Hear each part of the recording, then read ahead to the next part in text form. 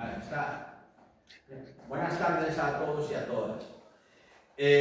Aunque mi lengua vehicular es el asturiano, esta pequeña charla la haré en español para mejor comprensión de la mayoría de los asistentes.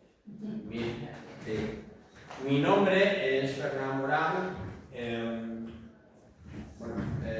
Soy miembro de la Liga Celta de Asturias, que es una organización que surge en el año 81 y desde entonces llevamos desarrollando varios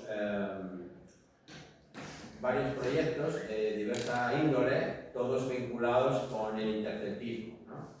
Digamos así que tenemos como objetivo ubicar Asturias en el marco de la Celtia Atlántica y trabajamos en ellos campos de actuación que fundamentalmente son intervenciones socioeducativas desde la educación patrimonial, en el sentido de que hacemos visitas guiadas por expertos a lugares de especial interés, ya puedan ser arqueológicos, naturales, culturales, folclóricos, gastronómicos, etcétera, etcétera. De hecho, intentamos conjugar un poco todos estos términos en las visitas para que sean lo más concretas posible.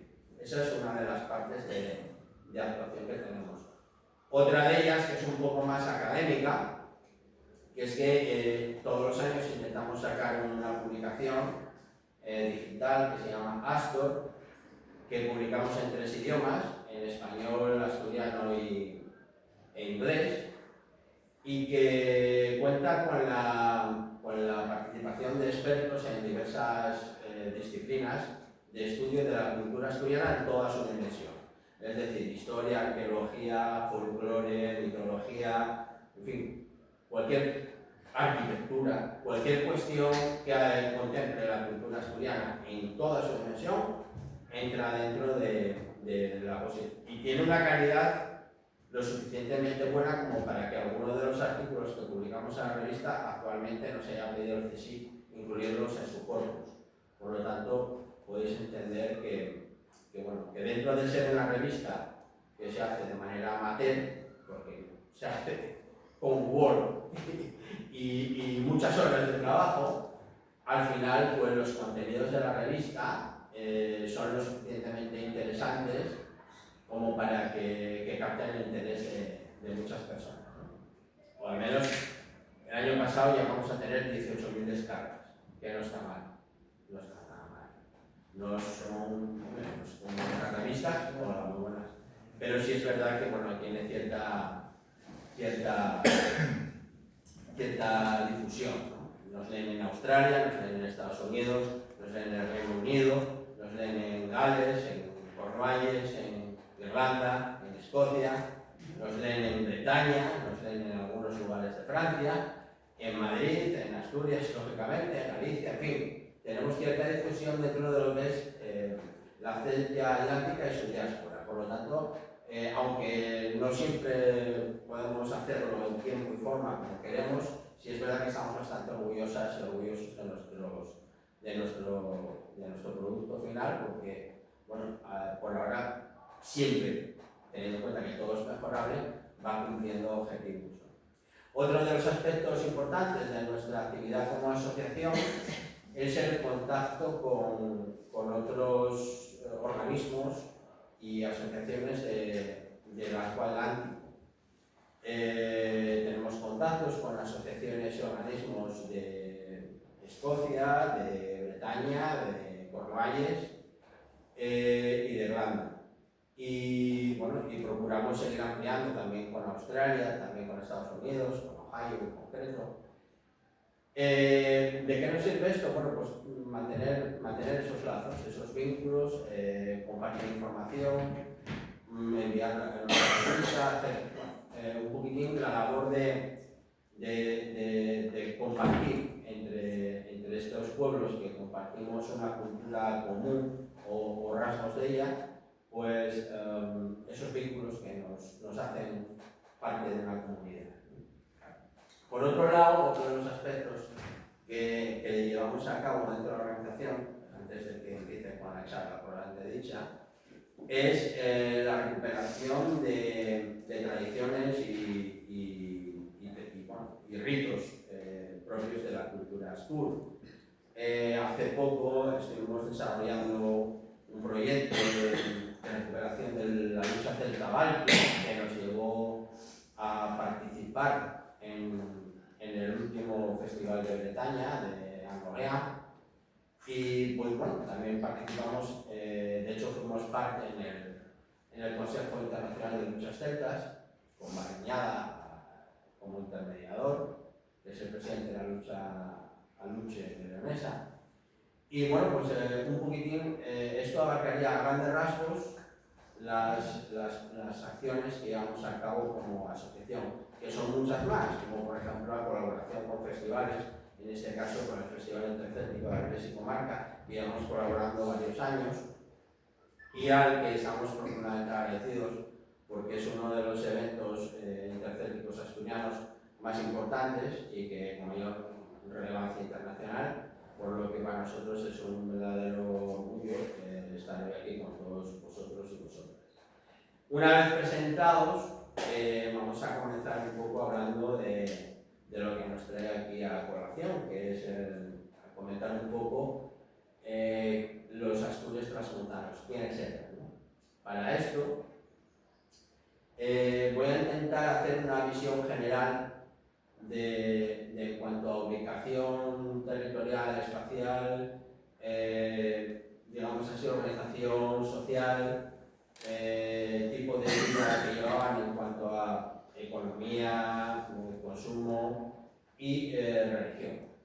Todo esto, obviamente, lo hago desde una perspectiva general y a grandes rasgos. Se podría profundizar mucho más, pero quizás en otro contexto, porque la idea de todo esto es que se dé una imagen general y se genere cierto interés entre los asistentes en esta materia. Bueno, en la ilustración que veis aquí como parte de la presentación, de inicio de la presentación, vemos a un druida, y digo druida porque tiene en la cabeza lo que se conoce como diadema de Moñes, es una de las piezas de orfebrería más importantes del país astur, del convento Masuricensis, que es una pieza de oro en la que no se sabe si es un diadema o es un cinturón, pero sí se sabe que podía tener un contenido, o sea, podía tener un carácter ritual, porque en su grabado podemos observar el entierro de un jefe o de un guerrero celta de la del hierro astur. Podemos observar elementos que claramente tienen vínculo con la época de la Ten, que como sabéis es probablemente el periodo de la cultura celta más representativo de esa cultura, entendiendo como todo lo anterior precelta o protocelta y todo lo posterior pues ya difuso. Y bueno, pues por eso me intuyo que estamos hablando de un druida astur, aunque haya gente que los puede denominar sacerdotes o jueces.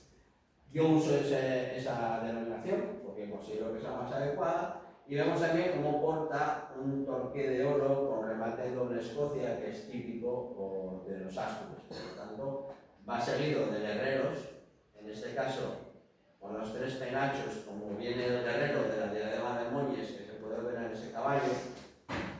Y bueno, es una representación bastante gráfica del tipo de cultura a la que vamos a entrar, el tipo de poblaciones que queremos, digamos así, entender, en cierto modo. Vale. Para ello, lo mejor que podemos hacer es plantearnos preguntas. Cuando tenemos que abarcar un concepto que no conocemos del todo o al que intentamos conocer, tenemos que plantearnos hipótesis. La primera que nos dice que quiénes eran. ¿Quiénes eran los astures? Es algo confuso, en el sentido de que todo lo que sabemos de los astures viene dado por las fuentes grecorromanas, es decir, por historiadores griegos al servicio de Roma o romanos que o bien estuvieron aquí, como el caso de Plinio, o bien escribieron de oídas, siglos, meses después, décadas después, sin haber pisado siquiera la península ibérica. En cualquier caso, es la única fuente escrita que tenemos de nosotros mismos, nosotras mismas, porque por lo que sabemos hasta ahora, como muchos pueblos celtas, hasta la Edad Media, que desarrollaron la escritura, los ástures, o los grupos humanos que Roma denominó ástures, eran ágrafos, o al menos no conocemos o no somos capaces de distinguir en ninguna inscripción una escritura que sea atribuible a este grupo humano. Por lo tanto, incluso el nombre podemos decir que nos lo pone Roma. Nos lo pone Roma. Aunque también se puede decir que el nombre de Ástures quizás pueda ser una latinización de un nombre propio, probablemente de los astures cismontanos, que se latinizó y que por cuestión de criterios de homogeneidad vistos desde Roma, se atribuyó a todo el convento. Me explico. Para ello voy a tener que levantar. Digo esto porque hay estudios filológicos que nos dicen que, voy a utilizar este rotulador, que me imagino que se puede utilizar, que Asturias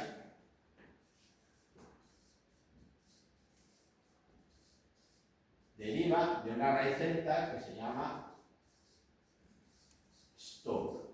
Stur significa en lengua celta corriente de agua o río, ¿de acuerdo? Que tiene cierto sentido si es verdad que el nombre deriva del río Astura, antiguo, actual Esla, ¿no? Entonces, una posible deriva de esta raíz hacia Asturias podría ser de aquí Estur, porque esto se rompe el diptongo, de Estur, Estura, Estura, Astura, Astu, aquí ponemos entre paréntesis porque puede ser cualquier, simplemente un añadido, y de aquí el plural, Asturias.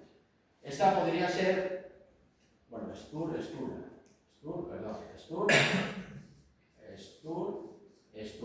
Esta podría ser una deriva razonable y filológicamente justificable de cómo nuestro nombre puede ser una latinización de un nombre celta. Pero todavía queda mucho por estudiar, porque como sabemos no tenemos fuentes escritas de nuestra propia lengua. Aunque hay algún estudio hecho sobre el astúrico, no son, son cuestionables. Estamos todavía en proceso de estudio. En este pequeño mapa vemos el noroeste de la península ibérica y en él estamos viendo algunas de las divisiones que Roma hizo después de invadirnos. No son una división propia de los pueblos indígenas, es una división realizada por el pueblo invasor. En este caso vemos en la parte más oriental el Conventus Cluniensis, que sería más grande, abarcaría parte de Burgos y toda esta zona, que vendría a darse a la etnia de los cántabros, ¿de acuerdo? Aquí en el medio, en esta línea roja que vemos, que comprende lo que hoy es Asturias, desde el Sella, que era el Salia, hasta el Navia aproximadamente, que bajaría cogiendo una parte de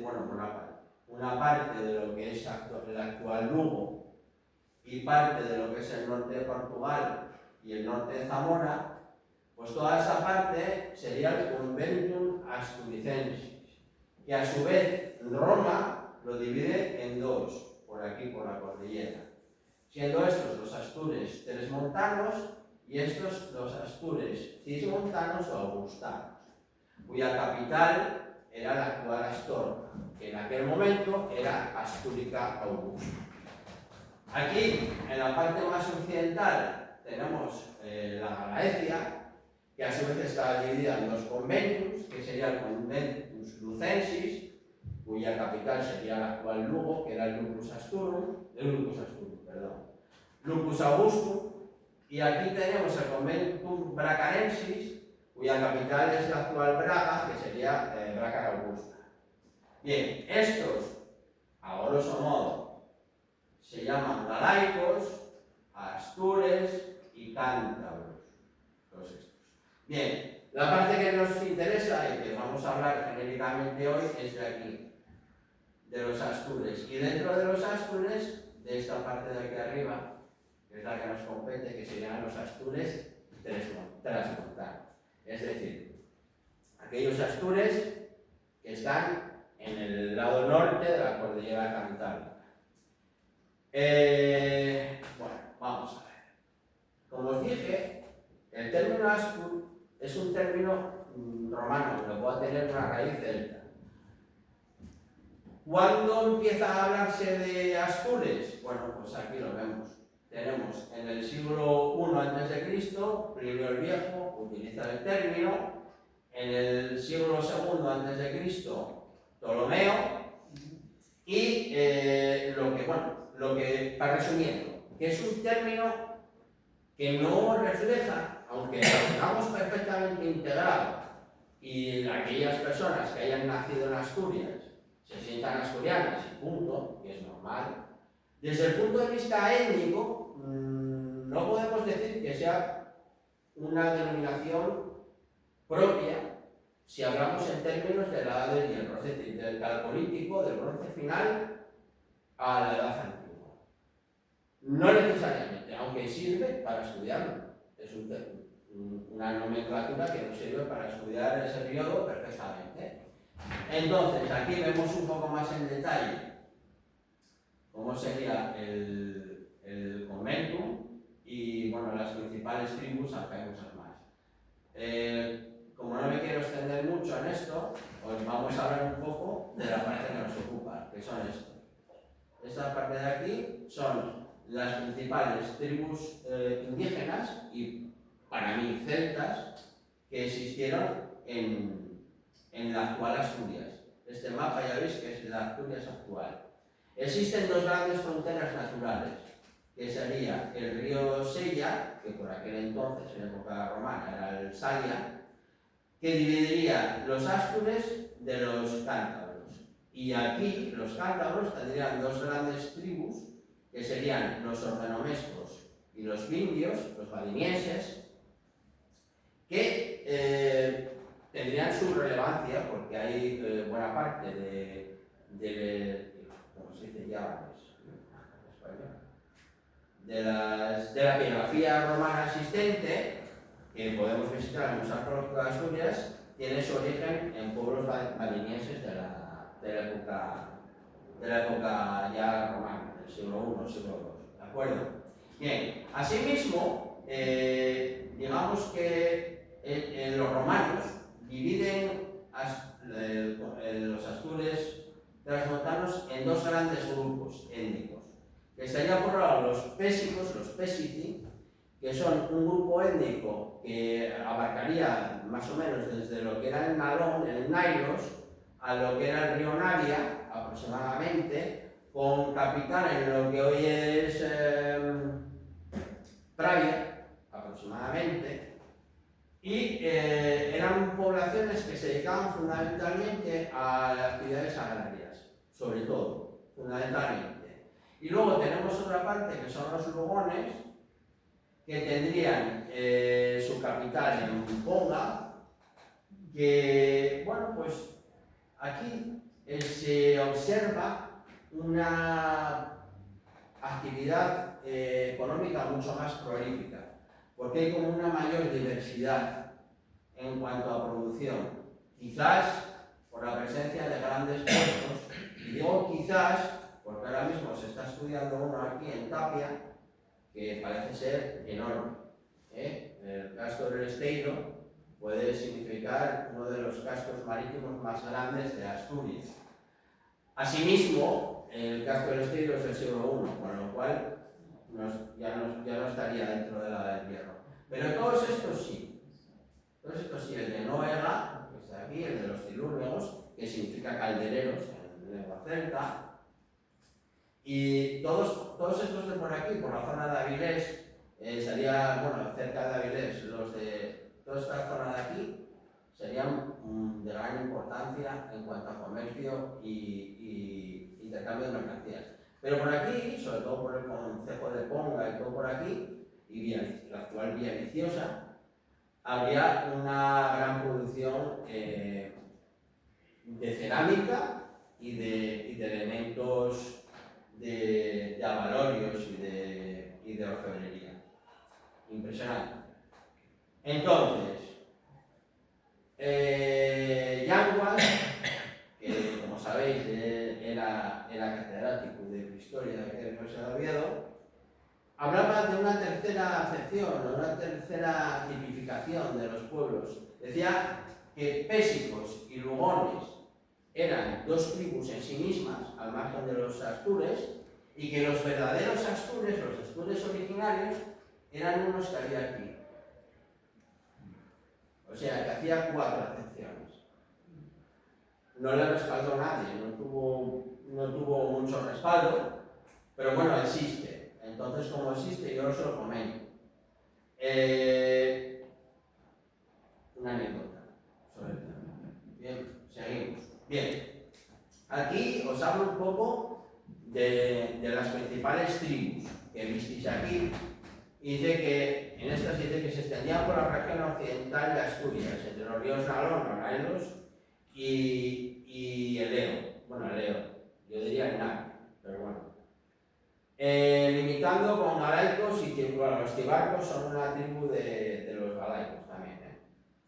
Al oeste con los lugones al este, que es un poco lo que os vengo diciendo hasta ahora. Y nada, se extendían por la zona sur hasta León.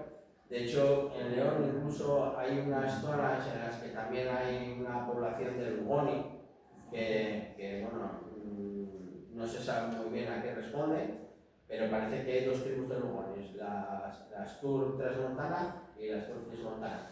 Se desconoce si hay algún tipo de vínculo entre ambas, aunque me consta que Sánchez de la Fundación Perenos hizo un trabajo que todavía no se publicó sobre el tema, que cuando se publique pues veremos a ver. Clanes pésicos, pues sí, perdón. Una intervención. Es decir, que puede que algún Astur queda por varios. Hombre, yo creo que muchos. Yo creo que muchos. Yo soy de Labia. No, pero que, vamos a ver, León, lo que es el actual León fue celta. Por cuestiones orográficas, más que otra cosa, tuvo mayores influencias culturales que la otra parte del Cordal, ¿no? Pero no el caso de Bavia, sería más la que son tierra de campos y Avena, estas zonas. Entonces tuvieron mucha influencia celtibérica, tuvieron mucha influencia mozárabe, pero bueno, pero que lo son. Una cosa es que se sientan, yo creo que sí, pero bueno. Y luego los Lugoni, esta tribu a mí me merece una especial mención, en el sentido que es la única tribu celta que se autodenomina a sí misma como hijos de Lugh. Lugh es un dios que está en todo el panteón celta de Europa, en todo. O sea, los galos lo llamaban Lugus, los franceses lo llamaban Lugh, los escoceses lo llaman Lugals o algo así. Está en todo el panteón celta, todo. Y aquí en Asturias, además de una abundante toponimia, tenemos este gentilicio, por decirlo de alguna manera, que es el único de toda la celta europea, el único que se atribuye a sí mismo ser hijos de un dios, del dios Lugh, que es probablemente el dios más importante de toda la Celtia, por lo menos el más nombrado.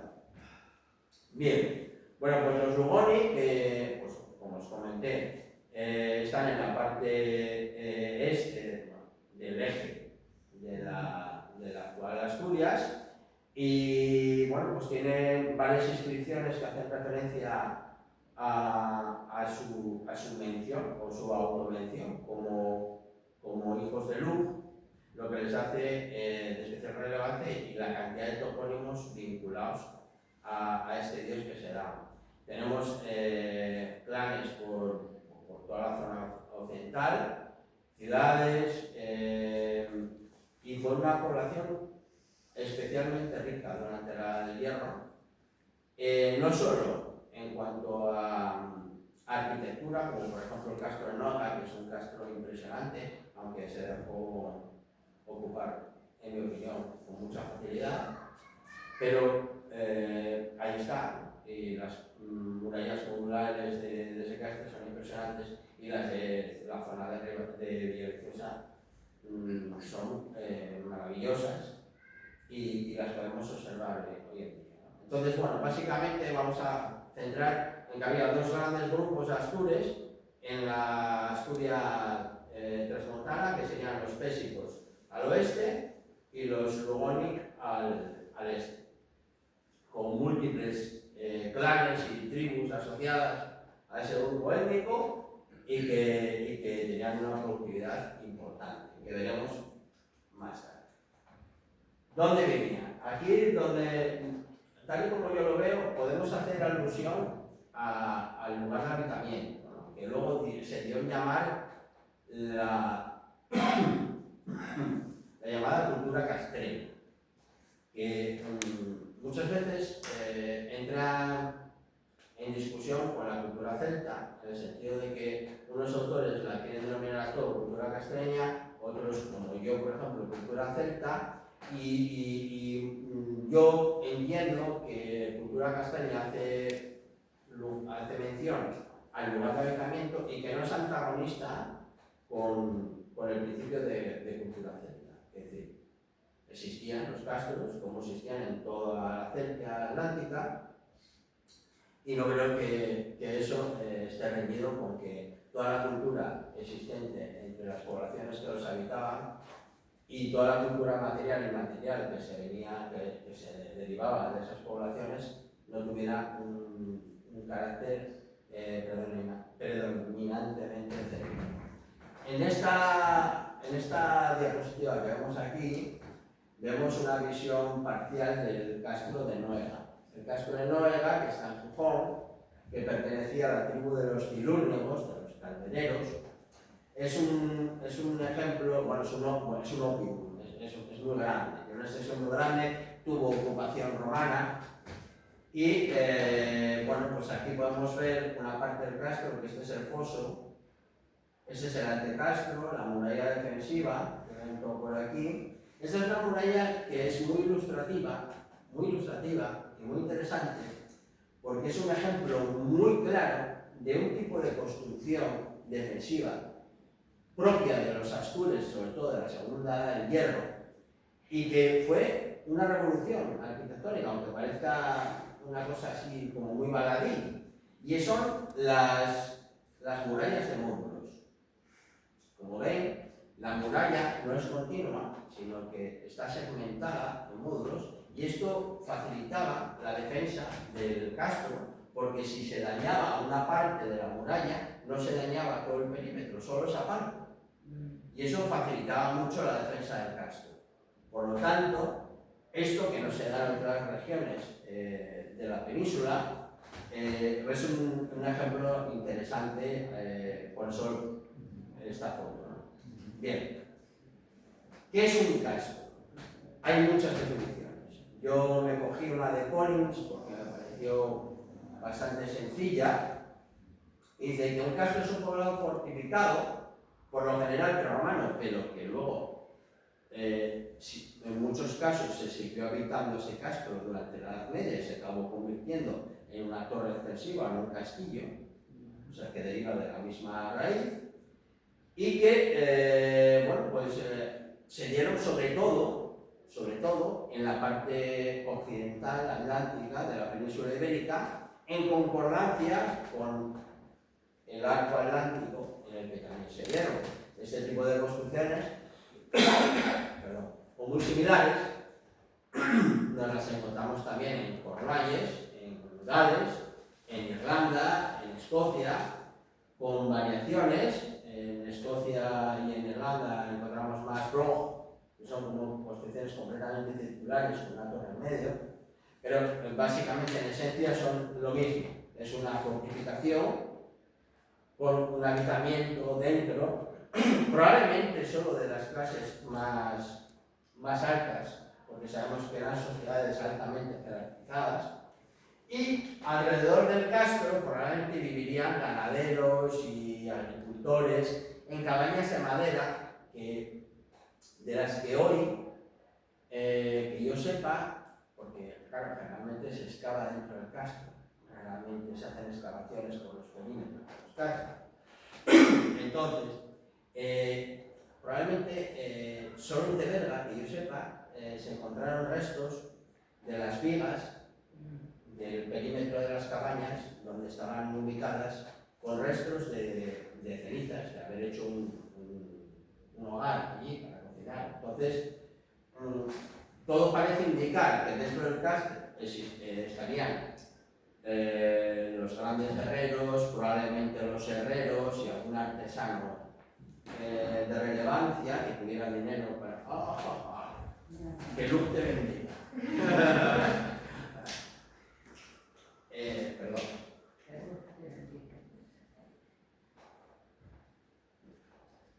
Pues todo parece indicar que dentro del castro solo vivían las grandes élites, es decir, el jefe, los guerreros más relevantes, algún herrero, porque los herreros, aparte de estar muy valorados, pues poseían cierta capacidad económica, pero para hacer una espada hoy es como tener un piso en un Portogaluz, la tenía todo el mundo. Entonces, bueno, pues un poquitín.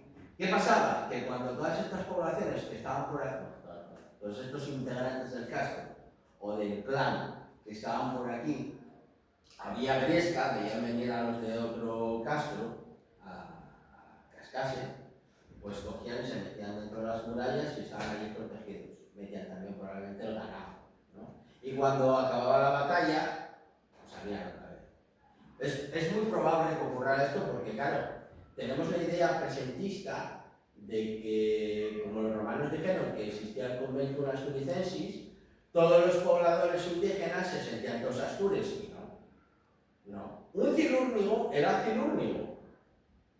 Punto. Y uno del Castropodes, aquí al lado, era del Castropodes. Y si tenían que liarse a leches unos con otros, pues se liaban. Y si tenían que ir a robarse vacas, se las robaban. Y si tenían que ir a por mujeres para evitar la consanguinidad dentro del castro, se iba y se mataba a quien hubiera que matar y se marchaba con las mujeres. Y esto era así. Esto era así. No existía una idea de pertenencia a ese convenio. No existía. Lo que sí existía era un pacto de lucha común contra un enemigo común. Es decir, somos grupos, vamos a decir, somos mini-estados, cada castro, con su jefe y con sus decisiones, y sus druidas, y sus historias, ¿no? Y su economía, vinculada a uno o más sectores, y de vez en cuando, pues pactaban. Oye, que vienen estos, iba a decir un cajo, que vienen estos de Roma aquí a degollar, o que nos enteramos de que vienen avanzando por allí, ¿qué podemos hacer? Y hacían una reunión de jefes en cualquiera de los castros y conseguían un pacto. Era un pacto que duraba X tiempo, pero que mañana, si surgía otra necesidad o otra cuestión, se rompía y no pasa nada. De hecho, sabéis que perdimos la guerra contra Roma después de 33 años de lucha en la batalla de Lancia. ¿Y por qué perdimos la lucha contra Roma? Pues porque nos traicionaron los brigantinos. ¿Y por qué nos traicionaron los brigantinos? porque estaban hartos de que las tribus del norte de la cordillera fueran a robarles mujeres, por ejemplo. Y esto es historia, no lo digo yo, lo dicen las crónicas. Entonces, que os deis cuenta de que comprender la edad del hierro desde la mentalidad presente es muy complejo. Es mucho más complejo de lo que parece. Lo mismo que ciertos comportamientos derivados de una mala interpretación del celtismo y de la edad del hierro conllevan a mucha gente. Entonces, me parece que es una cosa que tiene que quedar clara, que cada clan era como un mini-estado. Cada castro tenía su jefe y podían existir pactos con otros clanes o con otros castros, pero eran temporales, pues como ahora la geopolítica. Oye, ahora me interesa hacer un pacto con, yo qué sé, con Francia para el gasoducto este del hidrógeno verde que llega hasta Alemania. Pues lo hacemos, pero dentro de 10 años me están tocando mucho la nariz los franceses, ahora voy a hacer el pacto con los argelinos y con los italianos. Pues era una cosa similar. Era una cosa similar, pero dentro de lo que se podía hacer en geopolítica en la Edad del Hierro. ¿Entendéis?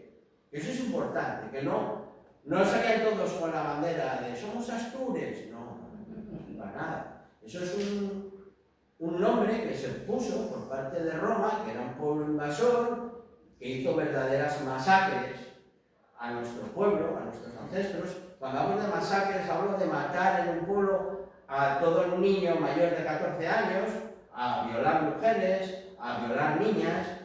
Esto era lo que hacía Roma. También hay algunos defensores de Roma que deberían estudiar un poco de historia. Y con eso no quiero decir que haya que mirar mal a los italianos, ni nada de esto, no, que nada se confunda. Pero sí es cierto que Roma luego aportó algunas cosas buenas, pero a golpe milicia. Roma no regala nada, lo dio todo y a cambio de expoliar todo el oro, todo el estaño y una cantidad importante de piedras preciosas que nos robaron por la puñetera cara, con lo cual muy buenos no eran. Bien, bueno, queda más o menos entendido lo que es un castro. En esta ilustración que os muestro, que está en Educastur, vemos aquí unas casas que son cuadradas con teja. Estas casas son romanas, no son indígenas. Y os las pongo porque después de esa batalla que os comenté, después de la ocupación romana, sí es verdad que los propios romanos se instalaron en castros. Esta es una representación del castro de Nueva, en Gijón, para que veáis. Y la diferencia cuando visitéis un castro es que las casas que son indígenas son circulares u ovaladas y las casas que son de origen romano o romanizadas son cuadradas. La planta es cuadrada. Vale, yo sé que lo sabéis la mayoría, pero bueno, lo comento como dato significativo. Si en algún momento alguien tiene alguna pregunta, por favor que no se corte, que yo no pretendo hacer aquí un monólogo. Me preguntáis o me interrumpís. Can you ask me in English if you want? Is it connected to Montevideo? Sí. Yeah. There is a continuous between the poblations of the Calcolithic period and the Iron Age people, because both ¿cómo lo digo? Perdón. Sí, los túmulos que hay, que vienen de 4000 a.C. o 5000 a.C., tienen continuidad con las creencias que luego mantuvieron los habitantes de la Edad del Hierro. De hecho, existen leyendas hoy en día que están vinculadas con esos símbolos. Hoy en día. Excuse my English. Bien, aquí tenemos un ejemplo de lo que sería una cabaña más o menos tipo de la edad del hierro. Esta sería muy sofisticada, esta sería la bien con cierto nombre porque tiene 2 plantas y estas cosas, ¿no? Las hay mucho más sencillas, incluso tiene un horno afuera. Este pues ¿cómo te diría yo? Pues como que tiene un chalecín en algún sitio así cookie, ¿sabes cómo te digo? ¿No? Bueno, pero bueno, más o menos los elementos vemos que hay una planta que es de piedra circular u ovalada. En muchos casos existía esa planta de piedra y luego había un conjunto de ramas de avellano entrelazadas entre sí y luego forradas por ambos lados de barro o arcilla, que servían de aislante. Y luego había una estructura de madera que sustentaba ese tejado vegetal que veis ahí, que bueno, pues estaba hecho de diversos materiales, pero bueno, fundamentalmente brezo, claramente. De hecho, hoy en día, los teitos, que también conoce mi amigo Paulino, que es un verdadero experto, pues son una continuidad de una casa castreña, bueno, pues un poco más avanzada y con un uso un poco distinto, pues está más vinculado al pastoreo, pero la estructura es la misma. Estamos hablando de prácticamente lo mismo, ¿no? Entonces, tenemos que darnos cuenta también que en aquella época la gente no hacía la vida en casa.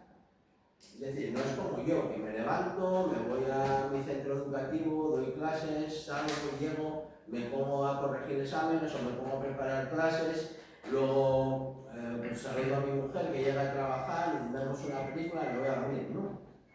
En aquella época toda la vida se hacía fuera de casa, se trabajaba fuera de casa, se entrenaba fuera de casa, se hacía todo fuera de casa. O sea, a casa ibas a recogerte cuando estaba muy malo, porque claro, la vida en un castro no era nada fácil.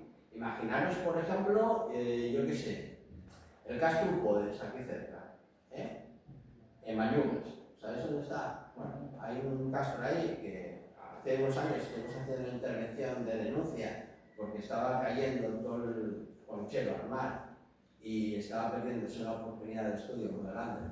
Entonces, bueno, pues imaginaos un sitio que está en una especie de saliente al mar, estás en alto y estás cubierto por una muralla de no llega a 2 metros. Cuando rachea el viento y hay tormenta, hace un frío que alucinas, pero que alucinas. Y vas vestido con pieles, no vas con 3 capas de tal y poliéster, no, vas vestido, entonces hacía un frío muy grande. Entonces tenías el hogar. El hogar es esta parte de aquí en medio, que no voy a entrar en mitología, pero da lugar a muchas leyendas y al sentido propio del hogar, porque el fuego tiene un elemento de vida, de familia, de vida, en el sentido claro, porque era el lugar donde la gente se reunía en estos bancos, que ya nombraba Estrabo, en geográfica 3.3, me parece, o 3.7, en el que, bueno, en las grandes reuniones se supone que nos íbamos colocando por rangos alrededor del banco y todos hablaban libremente y votaban y luego celebraban todos juntos y todo esto. Bueno, pues, como veis, en estos bancos era donde dormía toda la familia, intimidad ninguna. Estaban todos durmiendo unos al lado del otro. Aquí arriba, el que podía, que debían ser muy poquitines, vamos, yo por lo menos, el único castro que hay en Asturias ahora que no tuvo presencia romana nunca, que se sepa, es el castro de Araba, en Siero, y no veis ninguna cabaña de este tipo, son todas mucho más sencillitas. Es decir, un refugio donde no me llueve y puedo tirarme en el suelo o en un banco de piedra más o menos caliente con unas pieles. Punto pelota, ¿vale? Entonces, aquí en este caso, pues, obviamente alguien rico, porque tiene un telar, tiene vajillas. En aquella época, que tuviera esto, era rico. Pero rico, porque no solo tiene esto, sino que además tiene un horno fuera para cocinar, o sea, que esta persona era muy rica, ¿no? Tenía despensa llena de grano, Aquí tenía más comida, aquí tenía un telar, aquí tenía jarras, aquí tenía de todo. Bueno, en fin, esto sería el ejemplo de una cabaña de un millonario, de un jefe de una tribu de la Virgen. Bien, pues lo tenemos aquí. ¿Eran todas así? No, eran mucho más sencillas. Mucho más sencillas. Y solo entraban a cobijarse. Este telar estaría aquí fuera. Mira, tenía hasta un molino. O sea, bueno, no te cuento. No plus ultra, vamos. Estos eran como Ronaldinho o algo de esto, una cosa así. Bien, pues el telar estaría fuera y utilizaría, porque dentro de una cabaña estaba oscuro y había humo. Y era incómodo. Entonces estarían fuera para tejer, estarían fuera para cabuñar una hoz, estarían fuera para, en ese horno a lo mejor, calentar un metal y forjar algo, estarían fuera para trabajar. Claro, si probablemente esta era la casa de un guerrero o de un jefe, todo el día estaría o en la gran roundhouse, que era donde se reunían, o estaría pues hablando con guerreros o entrenando para la guerra o cosas así. Y aquí no había nadie todo el día. Vendrían de noche a dormir y poco más.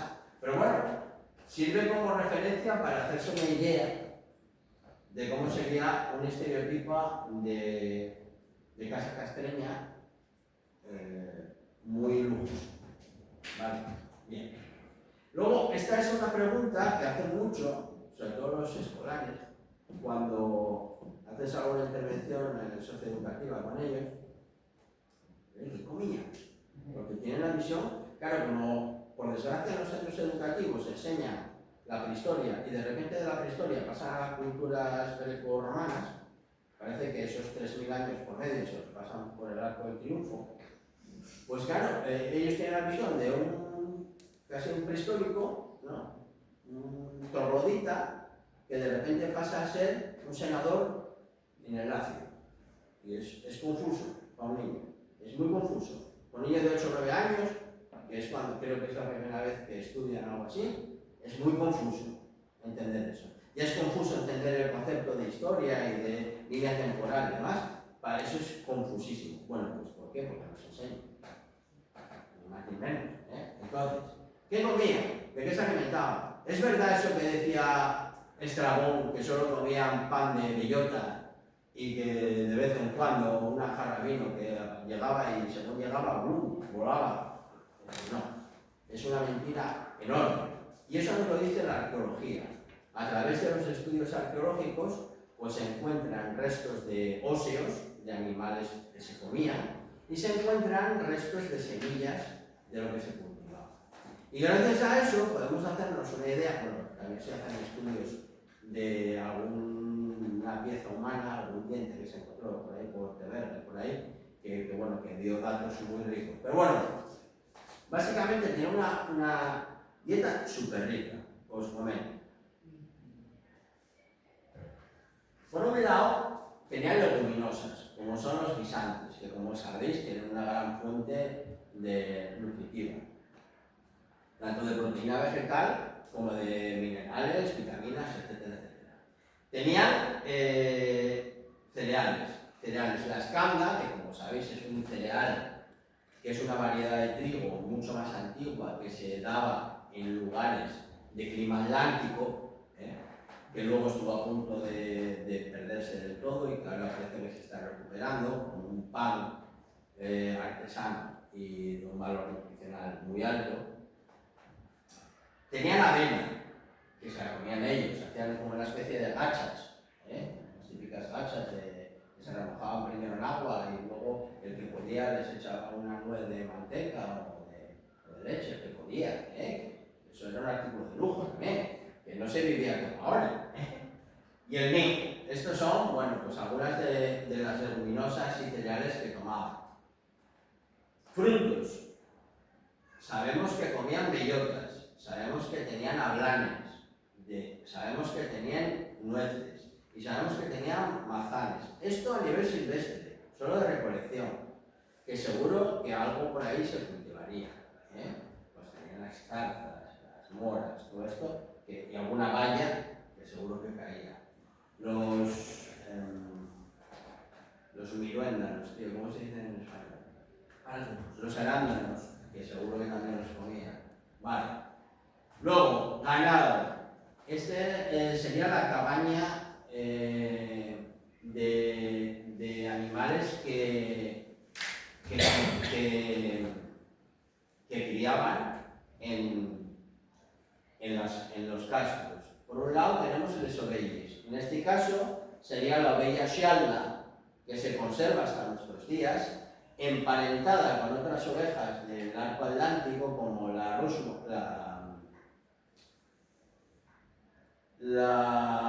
Wesson de Bretaña y hay otra que no me acuerdo del nombre en el Reino Unido que también está emparentada con esta. Es una oveja que es muy pequeñuca, muy menudina, con unos patines muy finos que le permitían andar por todo el escarpado de las montañas asturianas y con una lana que, como veis, es de tonalidades oscuras, que probablemente sea por lo que decía que Estrabón, que los mantos, los sables con los que se tapaban los indígenas eran todos negros, que todos vestíamos de negro. Pues probablemente porque la lana que utilizaban era esta y claro, después de procesarla quedaba oscura, ¿no? Bien. Ganado bovino. Hay poblaciones en Asturias, como por ejemplo Bual, que significa directamente buey, que todavía conservan vínculos claros con la ganadería. Sabéis que una de las mejores carnes del mundo, y aquí voy a hacer un poco de país, y es la asturiana, no os confundáis, ni la gallega ni la japonesa, la asturiana. Una buen chuletón de asturiana de los valles, eso no tiene parangón en prácticamente ningún lado. Y los comí no voy a decir en todo el mundo, pero en muchos sitios. Bien, tenemos a las cabras. Las cabras, que es un alimento que se sigue manteniendo hoy como parte de nuestra cultura gastronómica tradicional, el cabrito asado. El cabrito asado, seguimos comiendo hoy en día y este cabritines está todo el día por todos los montes. De hecho, por la parte oriental de Asturias está petado de ellos. Y está buenísimo, probarlo, de verdad. Y sé que hay que matar para comer carne, pero forma parte del ciclo de la vida. La cuestión está en que si tenemos tecnología y tenemos conocimiento, lo hagamos de una manera lo más digna y indolora posible para los animales, ¿no? Hay estudios, estos estudios de Harvard, que demuestran categóricamente que el desarrollo intelectual del ser humano se debe a la comienza de ingesta de carne. Gracias a eso podemos desarrollar nuestra inteligencia y nuestro cerebro al nivel que tenemos hoy. Por lo tanto, somos omnívoros, estamos hechos para comer carne. La única diferencia que hay es establecer en qué frecuencia y cómo tenemos esa carne. Es decir, ¿hace falta comer todos los días carne? Pues probablemente no. Pero sí hay que comer carne porque nos proporciona unos alimentos que no nos proporciona ningún otro alimento. Los elementos que no nos proporciona ningún otro alimento. La cuestión está que hay que matar con cabeza. Hay que sacrificar al animal de una manera digna y no hacerle sufrir ni pasar por los procesos que tiene que pasar. Bien, y cambiando de tema y haciendo una alusión personal al tema de la carne, tenemos a los asturcones. Los asturcones que otra vez más les ponen un nombre que no es el que tenían, porque nosotros los llamamos caldones o cerdones, que es el nombre celta de estos caballos. Luego pues, cambiaron las asturcones, que me parece muy bien, y ahora mismo están en Sérida y en el catálogo de razas de España con el nombre de asturcones. Y yo estoy muy orgulloso porque soy un asturiano, y me parece maravilloso. Pero aquí estamos hablando de la edad del fierro. Estos caballos, que estuvieron a punto de desaparecer también, porque desde el punto de vista cárnico no daban para nada, son caballos pequeños, son ponis emparentados directamente con el pony de la Shetland, emparentado con el pony de Dartmoor, emparentados con el pony de... con los ponis del arco atlántico. Este pony, que tiene 1,30 m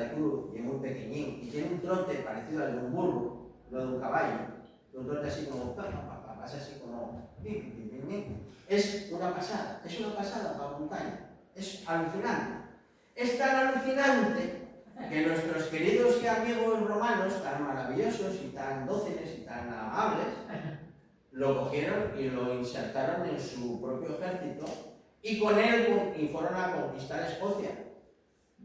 Este se lo llevaron de aquí y se lo llevaron hasta Escocia, porque se adaptaba a las tierras altas escocesas.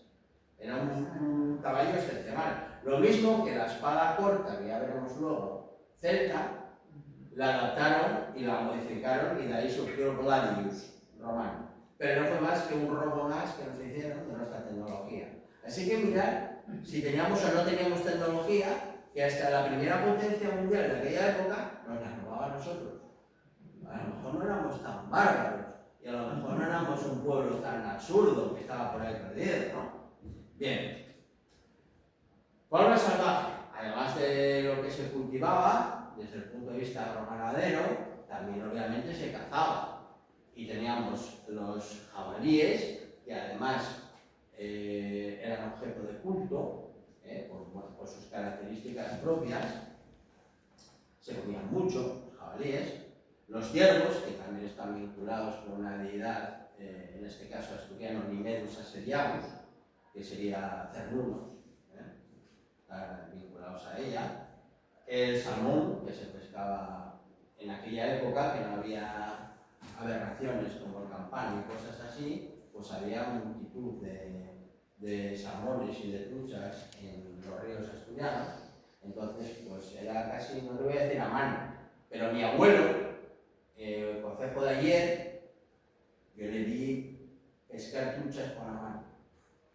Se ponía entre dos piedras y metía la mano, les acariciaba el lomo, no sé cómo lo hacía, yo nunca fui capaz. Y les metía los dedos por la valla y les sacaba el río, con la mano. Eso lo vi yo, claro. Si me lo cuentan, no me lo creo, pero lo vi. Qué bueno. Lo vi. Y te comías las truchas luego con bacon de gochu cerca, y aquello era... Empezaba luego a hacer así, pero bueno.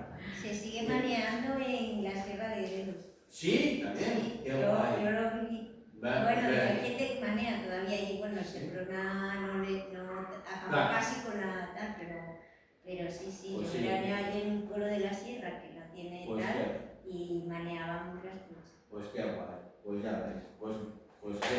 Pues maravilloso. Para que veas que, claro, dos tercios de lo que es España era celta. 2/3. Esto me gustaría dejarlo claro, por ejemplo, porque a veces asociamos lo celta al noroeste, pero no es del todo cierto. No es del todo cierto. Otra cosa es que luego otros pueblos hayan tenido más influencia musulmana, y romana y germánica y tal, pero si esto es la península ibérica a grandes rasgos, menos la ribera mediterránea, que eran íberos, todo esto eran celtas. Luego hubo aportaciones de otras culturas, pero partimos de ahí. Vale, bien, seguimos. Vale. Bueno, pues como veis, era una dieta muy variada. Bueno, os puse las lapas, pero obviamente pues también se comían gambas, también se comían almejas, mejillones, algún centollo caería.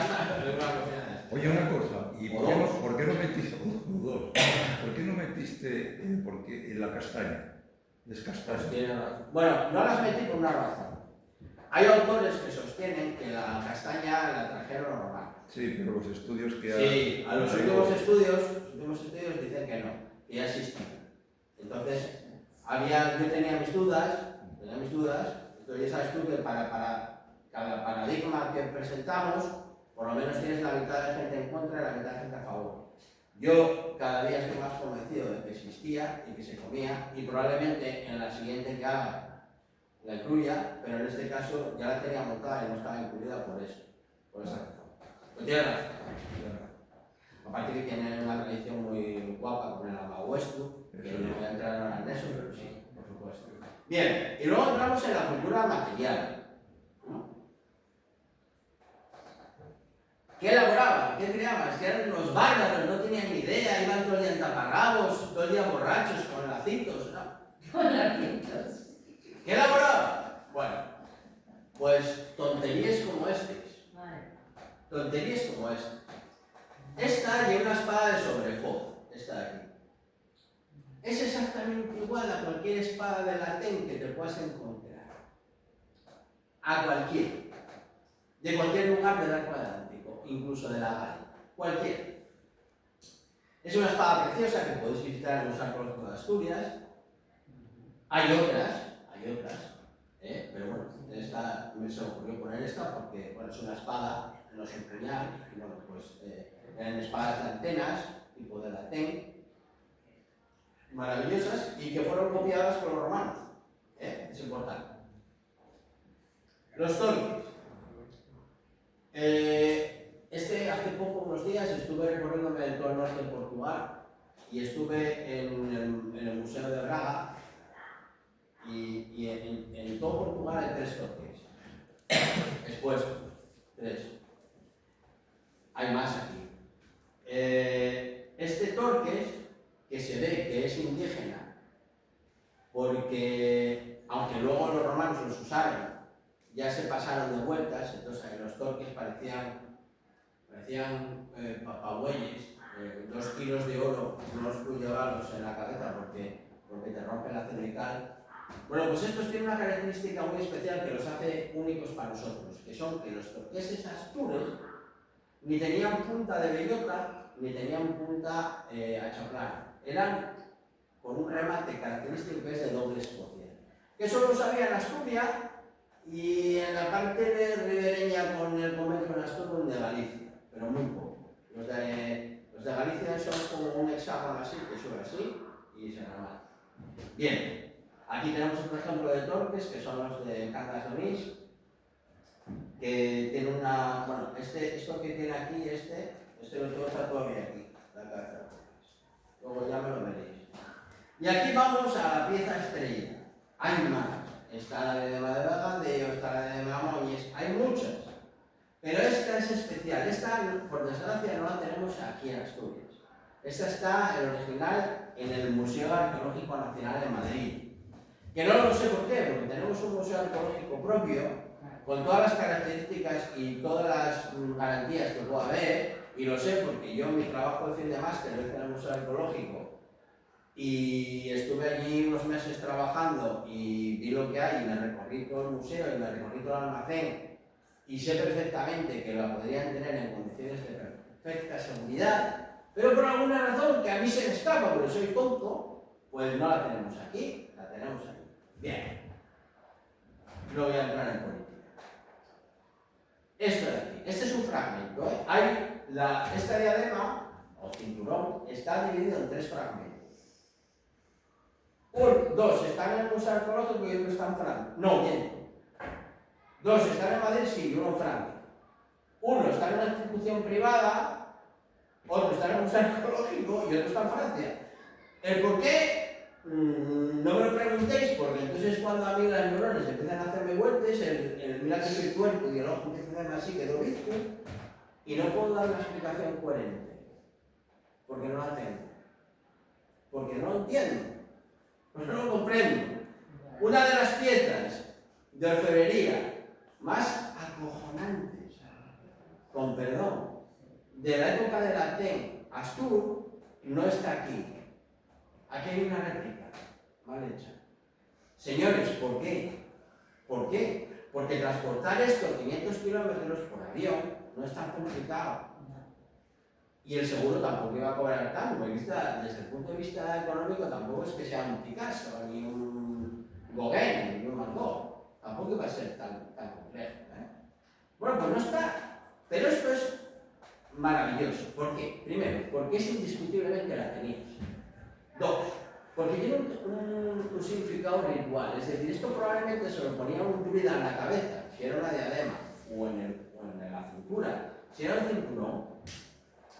En ritos especiales. ¿Por qué? Porque aquí vemos cómo hay un guerrero, un jefe celta, que lleva un torqué en una mano y una espada corta en la otra, subido a un caballo, que era un animal psicopompo, es decir, que nos servía para pasar al otro mundo, sobre un río en el que teníamos elementos técnicos de primer orden, como puede ser el salmón del conocimiento, que tiene un claro vínculo con el Salmon of Knowledge de Irlanda, con tradiciones y con leyendas muy conocidas, los calderos, que tienen un vínculo claro con el tema de la vida y la riqueza, la abundancia, las garzas, que son otros animales psicopompos, que están vinculados con la vida y con la muerte. Bueno, pues todo esto que nos está hablando, nos está hablando, probablemente a lo mejor incluso desde una lengua que no conocemos todavía, aunque sea gráfica. También los egipcios usaban jeroglíficos, y no deja de ser una lengua. Nos está contando todo un rito vinculado a una serie de elementos, me atrevo a decir hasta deidades, que están vinculadas con este proceso. Y sin embargo no la tenemos en Asturias. No la tenemos aquí. Y yo me permito hacer un llamamiento sobre este punto porque me parece importante. Si hay un museo arqueológico, debería estar aquí. ¿En qué fundación privada está en Madrid? El Instituto... no me acuerdo el nombre, pero Instituto no sé qué de Valencia, o algo así. Es un instituto privado. ¿Pero qué está? ¿Cedida y es de titularidad pública o es que han comprado? Hay de pillas. Hay de pillas. Oye, ¿y los dos torques? Esos calderos tienen como cabeza de paja. Sí, sí. Hay un vínculo claro con elementos naturales, con deidades, con leyendas y con toda la conceptualización de un pueblo de la otra vida. O sea, pasas con tu panoplia militar, tu torqué, que es el que te da el rango dentro de la sociedad en la que vives, y encima de un caballo, de una montura. Eso es porque lo vas a necesitar a donde vas. Si no, no tendría sentido. Vale. Una pregunta, lo que apareció, no sé si fue el verano pasado o el anterior, Sí. que estaban haciendo una obra en el Oriente, no sé si fue en Colombres o en Peñamellera, Sí. por ahí, no aparecieron dos torques nuevos. Sí, pero eso fue en Ribadeva, ¿fue? ¿O? Ribadedeva, Sí, sí. sí. ¿Y dónde están? ¿Los sacaron? Pues están en el museo, están estudiándose ahora mismo. Sí. Cuando acaben de estudiar se pasarán a la exposición. Pero siempre lleva un tiempo. Cuando hacen un descubrimiento de este tipo, pasa un tiempo que tiene que hacer un montón de pruebas, algunas de ellas de tipo químico, que lleva un tiempo, y luego una vez... Y la espada, algo así que leí también, que se dio de una Nueva España en el periódico, en Ñangreo, un chaval que iba buscando algo por ahí, aparecieron unas espadas, no sé qué. ¿Eso qué quedó? No sé, eso no tengo conocimiento de ello. Pues algo salió en la prensa. Bueno, pero igual eran de épocas más presentes. Eso no sé. Eso hay mucho. Bueno, seguimos. Cerámica. ¿Quién conoce de aquí la cerámica negra de Llamas de Mundo? Tú. Bueno, todos, ¿no? Va, bueno. Pues si tenéis la bondad de pasaros por el Castro de Noega, entrar al museo, bueno, por las colores, y entréis al museo y veis les vasijes de esos sitios que corresponden a los que encontraréis en el Castro, son iguales que las de Llamas de Mundo. Iguales, porque las de Faro, de Oviedo, esas ya son medievales. Son muy guapas, pero son medievales. Y hay otras de Castrillón, que son muy guapas también, pero también son más pesadas.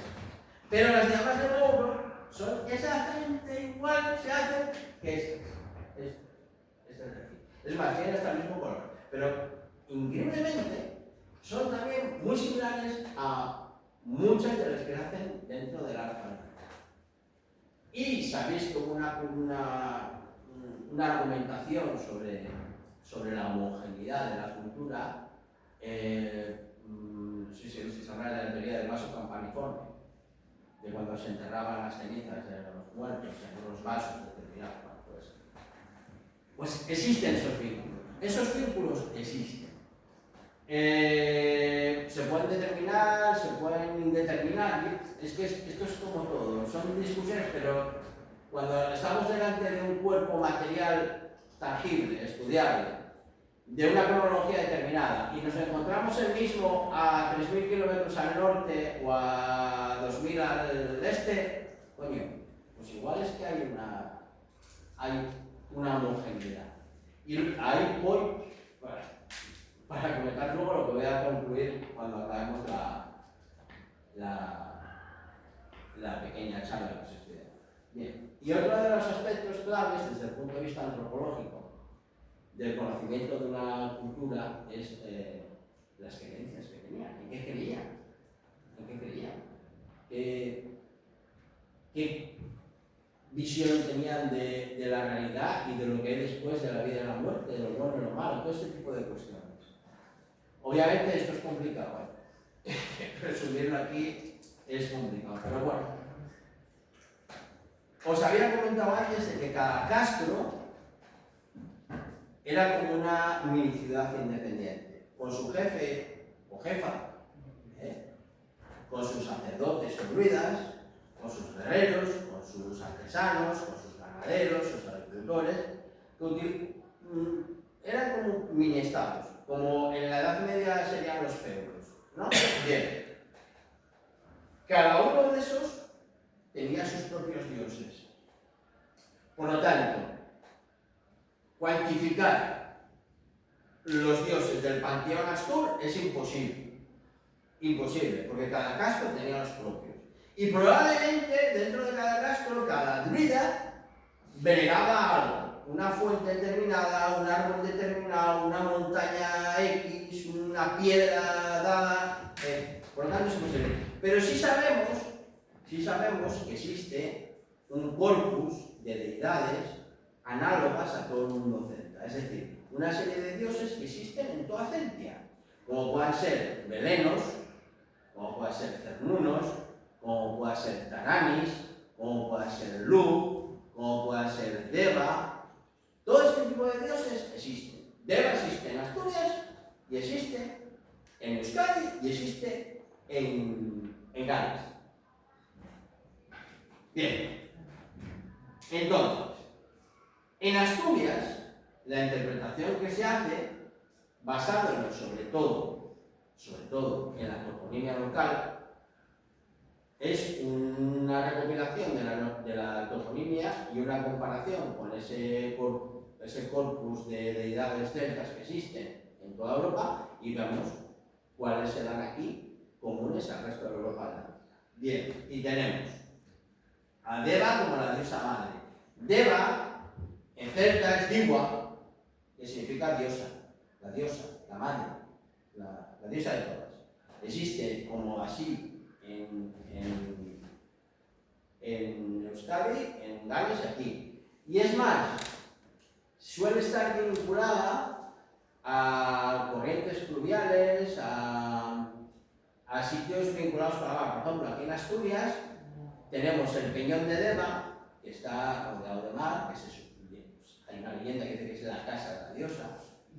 Tenemos el río Deva, que separa de forma natural Asturias de Cantabria, y tenemos la parroquia de Deva, en Gijón, que casualmente es un bosque bastante interesante, que, como sabéis, está vinculado al Németo, a los bosques sagrados de la cultura celta.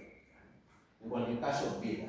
Veremos que mucho de lo que se adora, de lo que se venera, es la vida, la continuidad, la existencia. Bien, Lug existe mogollón en Asturias, y perdonad la expresión, mogollón. Tenemos Lugones, Lugo en Llanera, Yugaz en Villaviciosa o Oviedo, no me acuerdo. Sí. Bueno, hay un mogollón de topónimos de Lug en Asturias, mogollón. Y probablemente responda a lugares de culto o vinculados con ese dios en algún momento de la historia, con tanta intensidad que generaron una toponimia. Vale. Tenemos a Belenos. Hay, ¿sabes qué tipo de oros? Joder. El oro este de Villaviciosa que tiene un sol con barba, Sí, que está en lugar. allá, en lugares, Lugar. luz, Luz. y tenemos un dios con barba, Belenos, el sol. Hostia, perdón. Pero ahí está también ahí tallado San Salvador. Sí, El patrón claro. En San Salvador también hay un dragón, Sí. hay un hombre verde. El otro día, fue en unos meses, vino un collazo mío de Irlanda, Raymond McQuay, y es profesor de historia en Dublín. Y vino a tal y llevé un control perromántico y empezó a desencajarse. Y dice, hostia, Fernando, en estos iglesias católicas petáis de símbolos paganos. Y yo, ya lo sé, ya lo sé, es que somos así, es que somos así, ¿no? Hombre, obviamente no me lo dijo así, pero, es decir, que quedó alucinando en estéreo. Y digo, tío, es que la nuestra fue, sobre todo el prerrománico, o el mal llamado prerrománico, para mí el arte de la monarquía es tú, fue un momento de fusión del paganismo con el catolicismo súper importante, y eso se vio en la arquitectura que se desarrolló en aquella época.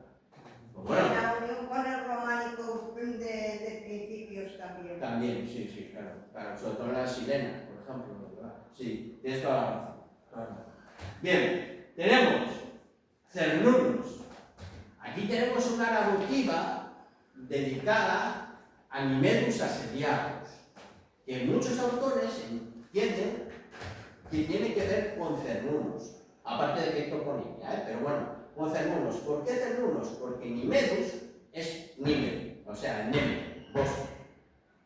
Y Asediagus es el que guarda, el que se sienta en el bosque y lo protege. Por lo tanto, ¿qué figura de la mitología o la religión celta se dedica a guardar el bosque de todos aquellos que quieren fastidiarlo? Cernunnos, el dios del bosque. Así que algunos autores entienden que la área evolutiva de Nimedus asediagus es una clara alusión al bosque sagrado que custodiaba un dios, en este caso, Cernunnos. Y luego tenemos Covadonga, este me encanta, Covadonga. Covadonga, porque otra latinización, hay dos autores al menos que me van a dar a la cabeza, que hablan de que Covadonga, en realidad, significa cueva de Onna, porque era un lugar de culto que ya existía en época prerromana y, como tantos otros, se latinizó. Y entonces, cueva de Onna, Covadonga,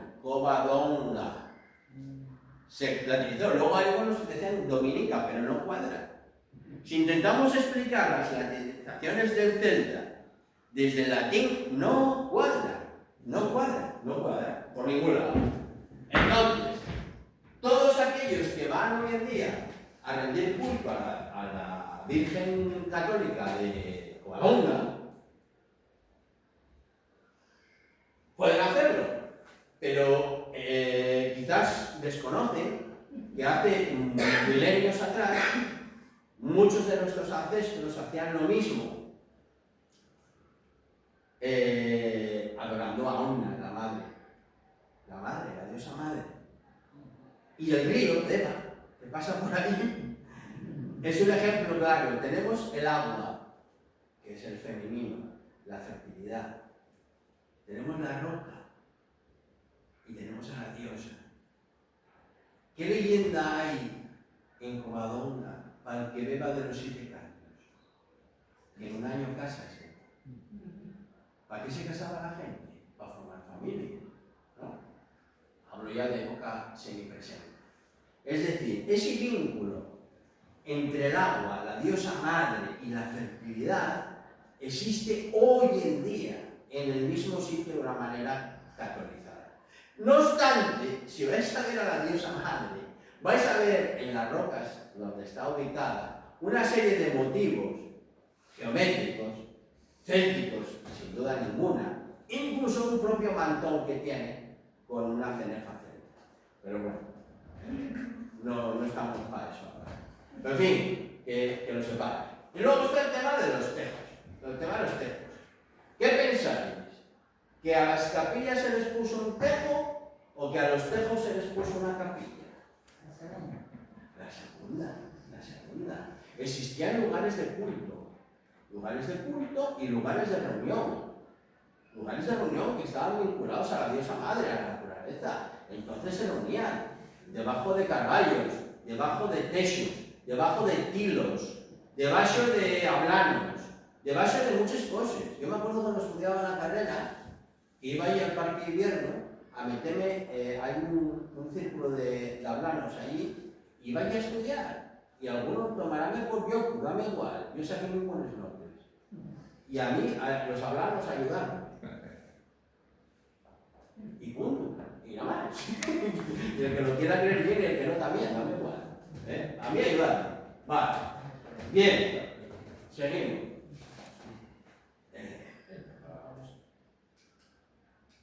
Vale. Bueno, aquí os pongo algún ejemplo. Este peñón de aquí, que está aquí cerca, está para la playa de San Juan, este peñón de aquí es la isla de Deva.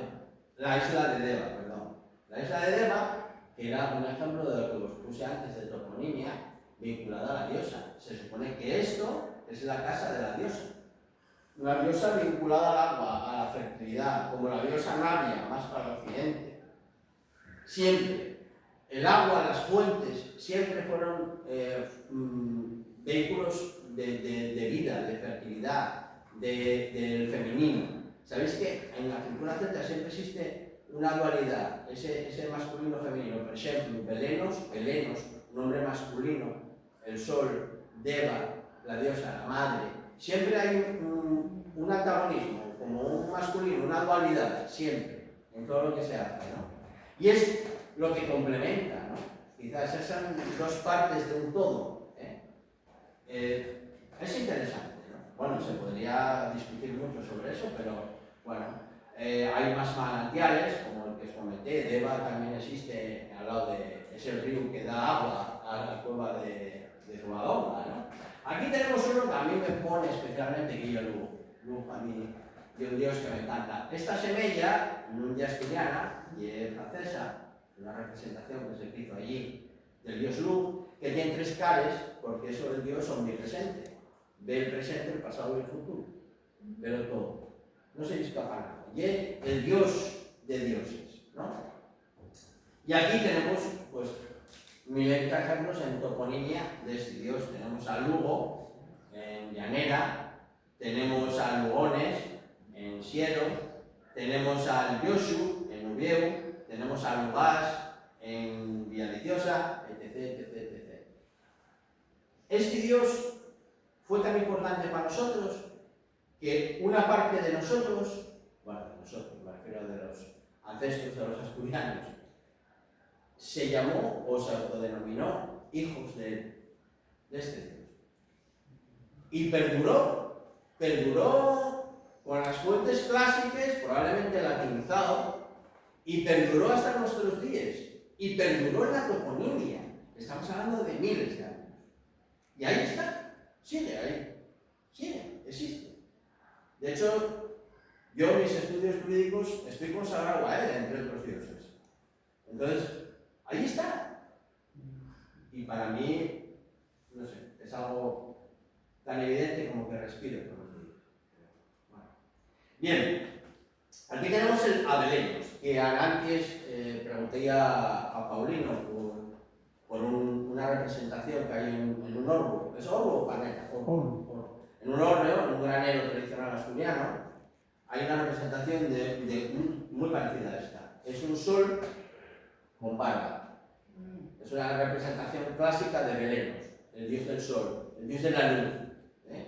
Bien, bueno, pues aquí lo mismo. Aquí también tenemos toponimia a Saya. Tenemos a Beleño en Ponga, tenemos a Beloño en Gijón, aquí al lado. Y si me pongo a buscar, seguro que sale alguno más. Iba a hacer un estudio topográfico aquí, porque podíamos tirarnos hasta la hora de cenar. En Piloña, Beloncio, pues sí. según dicen, podría ser hay la capital de... Hay mucho. De los grupos, hay mucho. Taranis, el dios del trueno, el dios de la tormenta, el que lleva la rueda solar, la rueda del tiempo, todo esto. Bueno, pues lo mismo. Es fue o es tan presente y tan importante que genera toponimia y se mantiene hasta nuestros días. Taranes en Ponga, Taraña en Cangas de Onís, Tarna en Caso, Taraña y Avian en Cielo, etc. ¿Eh? Tiraña. Sí, tenemos un montón. Estos son solo algunos ejemplos. Bien. Y luego aquí alguna referencia especial a Nivedus asediago, porque me parece importante. Me parece una narrativa tan clara a un dios celta como esta, ¿no? Entonces, bueno, pues os comento un poco la reflexión sobre lo que pone aquí en estas líneas. Esta narrativa, esta es una foto que la hice en el Museo Arqueológico de Asturias y dice lo siguiente, dice a Nimedus asediagus, Gaius Suspicius africanus, que ha hecho libremente el voto por el favor recibido. Es decir, este señor Gaius Sulpicius le agradece al dios Nimedus asediagus el favor que le haya hecho. Pues como si vas a Fátima ahora a agradecer a la Virgen de Fátima que te haya regalado la pierna. Lo mismo. Pero en aquella época a un dios determinado. Bien, y entonces tenemos aquí dos aspectos importantes. Nimedus, que es Németo, bosque sagrado, espacio sagrado, y asediados, que significa estar sentado, como esperando, como puesto allí guardando algo, ¿no? Entonces,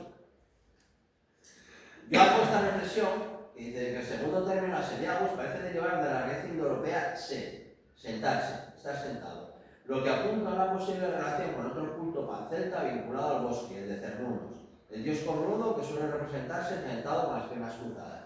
Se ha visto ahora las representaciones de Luke, o están en forma de ciervo, o cuando adopta postura humana está sentado, siempre. En postura como la de un yogi, sosteniendo el torqué en una mano, y siempre está sentado en el bosque, siempre.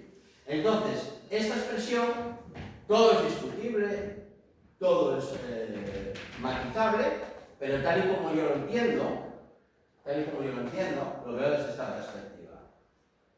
Y bueno, aquí pongo otros ejemplos que hay en la Celtiberia, ¿no? La grafía de Nemedus Augustus en la cueva de la Griega, Segovia, en Galia Nemetona, que es dominada por los trévidos y los nemestes, y en Britania por las matres matrices.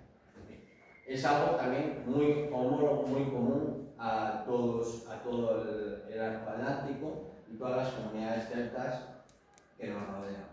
Bien, aquí hago unas pequeñas conclusiones. A mí las conclusiones no me gustan, porque parece que cuando uno hace una conclusión es que se cansó de pensar, de estudiar y de investigar.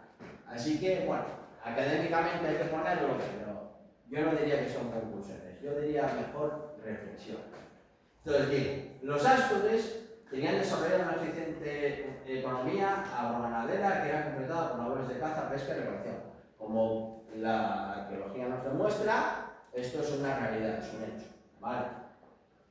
La arqueología nos demuestra que nuestra sociedad, y digo nuestra porque yo me considero parte, o sea, hay un continuum, obviamente soy un hombre del siglo XXI y estoy encantado de vivir en esta época, pero cuando estudio a mis ancestros veo una coinés temporal, veo un desarrollo cultural que hay un vínculo que me establece, me hace formar parte de todo eso. Como decimos algunos, somos el fruto de más de 1000 amores, ¿no? De todos los que vinieron por detrás hasta que llegamos a ser lo que somos hoy, ¿no? La sociedad astur de la época era muy semejante a la de sus vecinos en la España céltica, la Galia, Centro Europa, Britania o Iberia. Y prueba de ello radican las construcciones de la época, las fortificaciones y la ordenación territorial. Bueno, como estuvimos viendo antes, la ocupación, o sea, los lugares de habitamiento de aquellas poblaciones humanas eran exactamente iguales. En Escocia tenemos los Crano, tenemos los Brog, tenemos Iron Age settlements, y son la misma estructura, exactamente igual, cabañas de tipo circular, en fortificaciones de tipo circular, en elevaciones del terreno para poder ver quién te venía y poder defenderte mejor, y cerca de recursos naturales, agua, bosques, etcétera, pastos, pues, bien. Y aunque por ahora solo se plantean acercamientos basados en la toponimia de la lengua celta astur, el astúrico, parece evidente la existencia de la misma concordancia con el resto del arco atlántico y parte de la Europa continental, así como similitudes relevantes en cuanto a costumbres, ritos, religión, ornamentación, etc. Bueno, no ahondé todo lo que me hubiera gustado, pero si hacemos un estudio comparativo desde la perspectiva antropológica, yo me baso mucho en los estudios de... Me baso mucho en los estudios de uno que se acaba de ver. Taylor, a finales del siglo XIX, sobre el concepto antropológico, porque hasta el siglo XIX no existía la antropología, se hablaba de culturas o de civilizaciones. No mismo, no se hablaba de culturas, se hablaba de civilizaciones. Yo abordo el estudio del celtismo y de la cultura celta como un concepto etnocultural amplio. ¿Por qué amplio? Porque cuando te lees a varios autores, yo me leo muchos autores de muchos lugares de Europa y de fuera de Europa, te das cuenta que todos conforman en una cosa, y es el concepto de lo celta, además de ser dinámico, porque claro, la primera vez que un griego llamó keltoi a otra persona, ni había hecho un estudio filológico de su lengua, ni habían hecho un estudio antropológico de su modo de vida, ni de su cultura material, ni inmaterial, ni leches. Hoy, el término celta tiene otra acepción completamente distinta, mucho más extensa, mucho más amplia, mucho más compleja, ¿no? Hay autores que abogan por utilizar solo el concepto lingüístico, derivado de los nacionalismos del siglo XVIII, en Europa, sobre todo en la parte británica. Yo me quedo cojo con eso. Bueno, o sea, tú me estás diciendo que Irlanda es una nación celta porque el 1,5% de sus habitantes, en 4 Gaeltacht, hablan gaélico. Y el resto no son. No mantienen las mismas tradiciones, las mismas culturas, tienen la misma cosmovisión sobre la vida, tienen la misma literatura, no comparten los mismos rasgos culturales. Yo creo que sí. Entonces, ¿qué pasa con Asturias? ¿Asturias perdió su lengua celta? Sí, pero porque nos la arrebataron a golpe militar. No porque por vagancia o por violencia pasáramos de ella porque no era útil. Hoy en día, como en la Edad Media, en Britania, por cuestiones sonográficas, se mantuvo, la tiene escrita, la pueden estudiar, pero no la estudian. ¿Por qué no la estudian? No sé. Yo hablé mucho con esto, con los míos, y no sé el momento ahora. Pero lo que quiero decir es que si abordas el estudio de una población humana desde una perspectiva antropológica, es decir, dividiendo, haciendo una observación de todos los rasgos que devengan una identidad concreta, te das cuenta de que el mundo celta es un mundo heterogéneo. Son distintas poblaciones humanas con rasgos comunes, pero no idénticos. Es decir, un lepóntico en el norte de Italia no era exactamente igual a un celtibérico. Si es verdad que tenían un panteón parecido, unas costumbres parecidas, un lugar de habitamiento parecido y probablemente una cosmovisión parecida, pero no eran exactamente iguales. Lo mismo que una persona del condado de Mayo no era parecida a, yo qué sé, a un galo o un parisi de lo que hoy es París. No eran parecidos. ¿Eran análogos en muchas cosas? Sí, pero no idénticos. No podemos hablar de la cultura celta como un estándar rígido. Sí, no. Tenemos que abordarla desde un estudio multidisciplinar, muy amplio, muy complejo y flexible, porque existen cosas que son exactamente iguales y otras que no, pero no por eso deja de haber esa homogeneidad en los puntos clave del estudio de una comunidad o una etnia. Si abordamos el estudio del celtismo desde un punto de vista etnocultural, la homogeneidad de toda la Europa occidental es abrumadora. Es impresionante, es increíble. Pero incluso hoy en día, rascas un poco la poca capa de cera que hay y te das cuenta que en todas las tradiciones, en todo el folclore, en buena parte de la toponimia te encuentras con lo que te encuentras. Lo mismo en España. Yo no voy a negar que hubo una influencia latina, que hubo una influencia germánica, que hubo una influencia castellana. No lo voy a negar. Pero el pozo, el sustrato, la raíz, lo que nos da identidad, no es eso. No es eso. Lo que nos da identidad, lo que nos da, pues, sí, es que podría resumirlo en eso. Lo que nos dice lo que somos es nuestros orígenes. Y esa continuidad, esa coinea que existe de aquello que fuimos en un momento a lo que queda en nosotros de hoy. Y con esto les agradezco muchísimo la atención recibida. Espero no haber sido un tostón, que haya servido de algo, si es que es posible. Y nada, quedo a vuestra disposición. Si tenéis alguna preguntina que hacer, algún comentario, o bueno, aquí os pongo un poco la bibliografía que utilicé para la realización de esta presentación. Bueno, si alguien tiene algún interés, me deja un correo y le mando cosas. Luego, sigo por aquí, es un poco... Pero bueno, es poca, hay mucho más. Y bueno, pues nada, muchas gracias por vuestra atención.